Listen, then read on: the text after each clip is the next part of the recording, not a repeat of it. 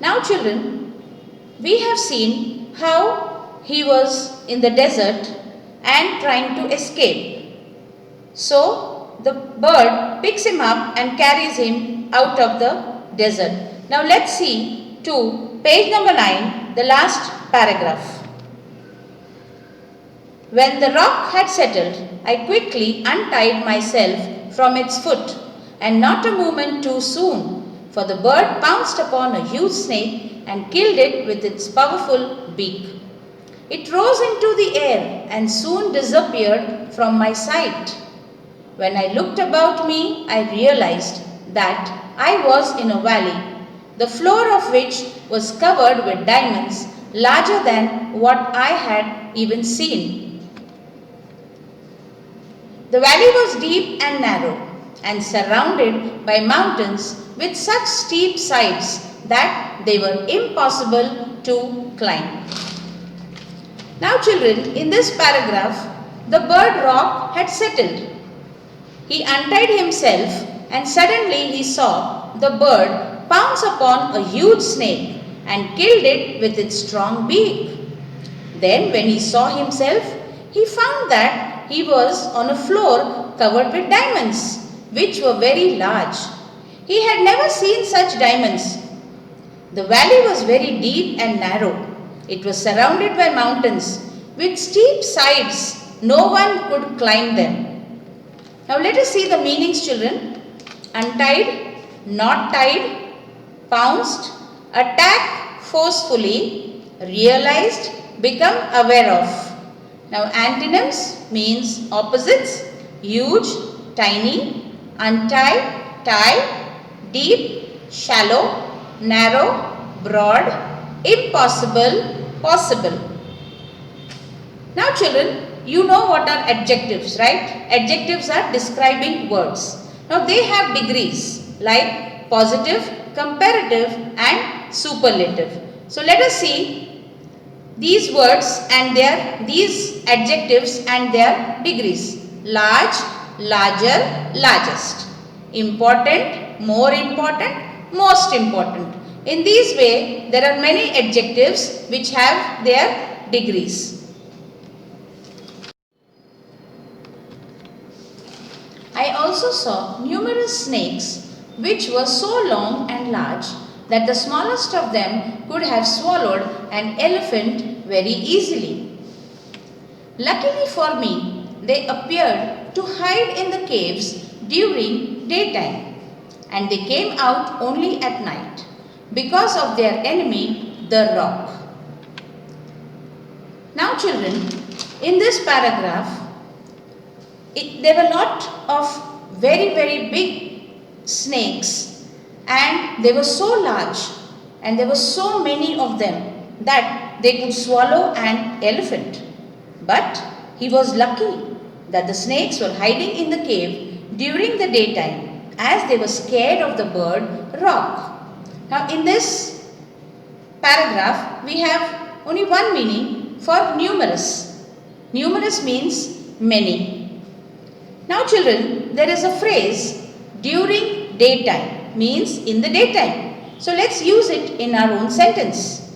May being the hottest month, it is extremely hot during daytime.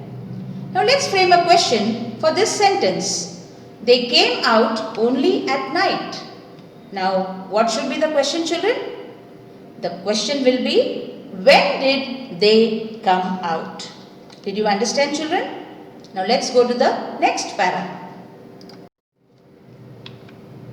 All day I walked up and down the valley, and when it grew dark, I went into a cave, and having blocked the entrance with a stone, I lay down to sleep.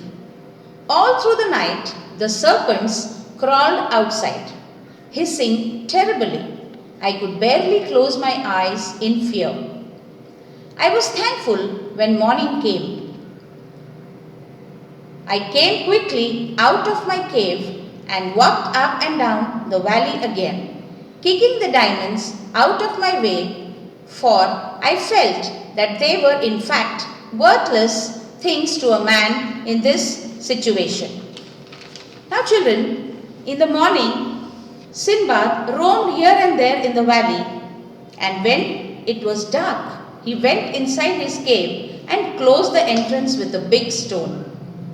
He went off to sleep, but the serpents, means snakes, were crawling outside and hissing loudly. Do you know the meaning of hissing? Means the sound made by the snakes. However, he was very scared and could not sleep. He was just waiting for the morning to get out of the cave.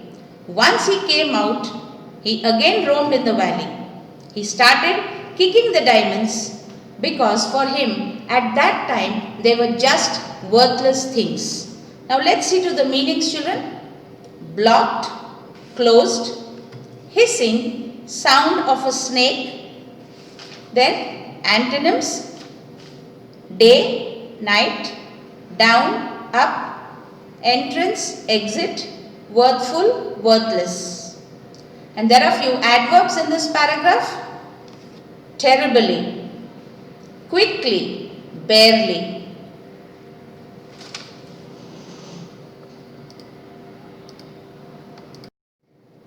Now let's see to the next para. At last, being very tired, I sat down on a rock, but I had hardly closed my eyes when I felt something fall to the ground with a thud besides me. It was a huge piece of fresh meat, and as I looked at it, few more pieces rolled over besides me. I had always thought that the stories of the sailors about the famous Valley of Diamonds and of the way by which some of the merchants had to work for getting the precious stones were mere travelers' tales invented to give more joy to the listeners. But now I came to know that they were surely true. These merchants came to the valley at the time when the eagles had hatched their young ones. The merchants then threw great chunks of meat into the valley. Now children, in this paragraph, after Sindbad was very tired, he sat on a rock to rest. He felt something fall on the ground with a great sound. It was not rocks that fell, but huge pieces of meat. He had heard the stories of the Valley of Diamonds from the merchants who travelled before. He realized that they were not false stories, but true tales. The merchants threw big pieces of meat for the eagles. The meat used to get stuck to the diamonds. When the eagles carried the meat, the diamonds were also carried along.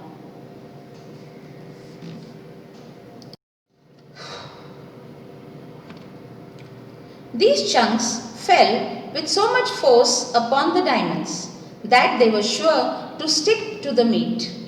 When the eagles pounced on the meat and carried it off to their nest to feed their hungry ones, they would carry the diamonds with them as well. Now children, here, when the meat used to get stuck to the diamond, when the eagles carried the meat, they would carry the diamonds also along with them. In this way, they carried diamonds all over the valley. Now let's see the meanings. Thud, a heavy sound when something falls on the ground. Chunks, a thick piece of something. Precious, of great value. Amazement, great surprise. Now children, let's identify the word class for the underlined words. It was not rocks that fell, but huge pieces of meat. Now here, rocks, yes children, yes. It is a noun, fell, verb, huge, adjective. Thank you children. Thank you.